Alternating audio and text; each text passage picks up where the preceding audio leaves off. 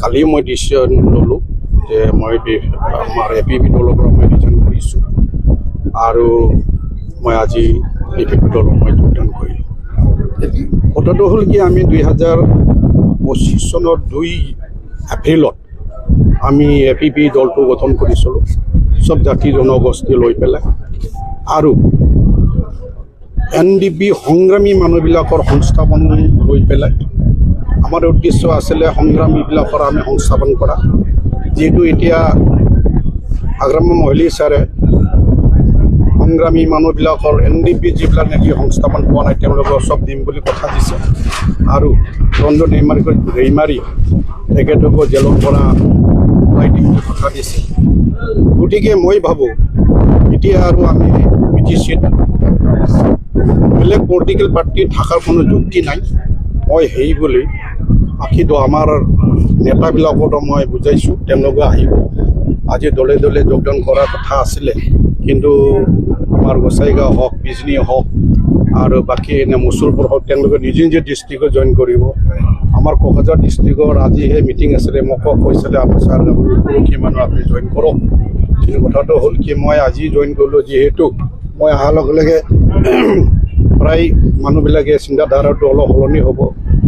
কালিও আমি এটা ইউনাইটেড কি কয় এই পৰামৰ লগত চেণ্ট্ৰেল কমিটি তেওঁলোকে মিটিং হৈছিল। তেওঁলোকে মোৰ ঘৰতে আহিছিলে। মোক মানে তেওঁলোকে কৈছে ৰেলি তেওঁলোকে মানে ছাপৰ্ট দিব BPF-ক।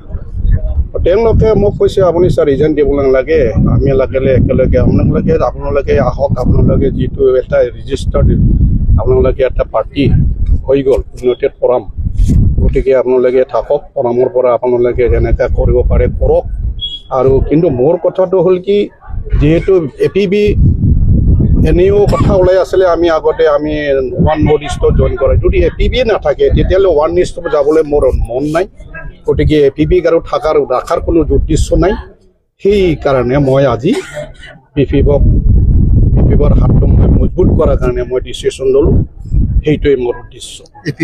এপিপিটো এতিয়া নাইকিয়া হৈ গ'ল, গোটেইকেইটা আহি গ'ল। হয়, কথাটো হ'ল কি মোৰ কথাটো হ'ল কি বড়োলেণ্ডটো মজবুত হাতটো তেওঁলোকৰ সোণৰ বড়োলেণ্ড আমি এতিয়া এণ্টায়াৰ নৰ্থ ইষ্ট বা ইণ্ডিয়াৰ ভিতৰতে বড়োলেণ্ড যিটো 6 শিডিউলটো যাতে আমাৰ নাম্বাৰ 1 আমি যাতে সোণৰ মানে বড়োলেণ্ড কাউন্সিল বড়োলেণ্ড কি কয় কাউন্সিল BTC কাউন্সিল আমি বনাব পাৰোঁ। সেইটোৱে চবেই মানে আহি পেলাই দলে দলে যোগদান কৰিব লাগে। সেইকাৰণে মোৰ চাইলৰ পৰা মই আজি ডিক্লেয়াৰ দিছোঁ যে APB আমি স্ক্ৰেপ কৰিব লাগে। যিহেতু চবেই যদি আহিছে যেতিয়া ইয়াৰ থাৰ্ড ফ্ৰণ্ট থকাৰ কোনো যুক্তি নাই। BTCত এনেকৈ বহুত মানুহ হয়, এনেকৈ কিছুমান মানে ইণ্ডিয়ান মুছলিম কিবা এই দিল্লীৰ কি কয় আদানী কি কয় এইটো এই আম আদমি আছে কিবা আছে বড়ো মানে বিভিন্ন গৈ পেলাই মানুহবিলাকে আজি কি কয় পলিটিক্সলৈ জইন কৰিছে। সেইটো উদ্দেশ্য ভাল নহয়।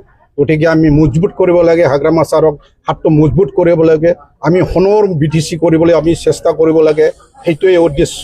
গতিকে মই চবকে আহ্বান কৰিম যাতে হাগ্ৰামা ছাৰক চবেই যাতে হাতটো মজবুত কৰে আৰু আমি এটা বিকশিত মানে এটা BTC বনাত আমি হাগ্ৰামা ছাৰক যাতে চবেই সহযোগ কৰিব লাগে। সেই আহ্বান মোৰ।